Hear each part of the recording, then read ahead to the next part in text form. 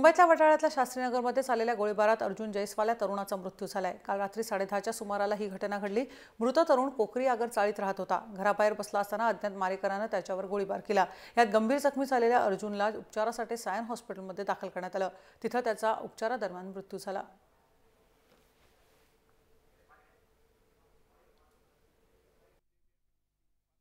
Catering का उसका business था और उसका ही जो उसके साथ में ही रहने वाला जो दूसरा एक लड़का है, उसका नाम है दिनेश अलाइज मुन्ना, दिनेश अलाइज सन्नी।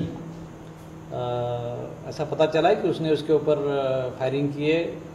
करीब 4 राउंड फायर हुए और चेस्ट में जो गोली लग गई है शायद वही उसको फेटल हो गई है और कुछ देर पहले उसका अंत हो गया है। सर कोई मोटिव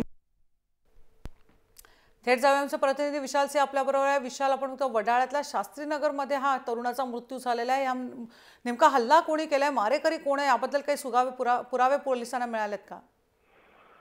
मनुष्य ज्या प्रकारे बातम्या आता सूत्रांची माहिती आहे त्यानुसार त्या व्यक्तीने गोळीबार केला आणि त्याला गोळी लागली। हे दोघेही एकमेकाला ओळखत होते। सूत्रांच्या माहितीनुसार हे दोघेही छोटा राजन गँगसाठी काम करत होते। पण आतापर्यंत नेमका फायरिंगचे कारण काय आहे, आपल्या गृहातल्या एका व्यक्तीने त्याला गोळी का मारली अजूनही पोलीस त्याचा तपास करत आहे।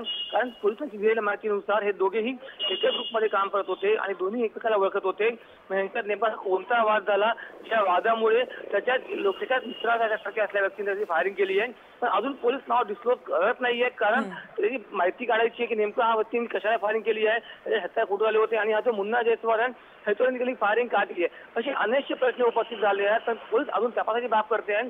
फक्त जी प्राथमिक माहिती मिळते सूत्रांकडून मिळते त्यानुसार हे दोघेही एका गृहासाठी काम करत होते आणि दोघांमध्ये आपला नेमका कोणता वाद होता याचा तपास आता पोलीस करत आहे। धन्यवाद विशाल, माहितीबद्दल। सध्या पोलिसांचा तपास सुरू आहे, मात्र गंभीर झालेल्या तरुणाला उपचारासाठी सायन हॉस्पिटलमध्ये दाखल करण्यात आलं। तिथे त्याचा मृत्यू झाल्याचं कळतंय।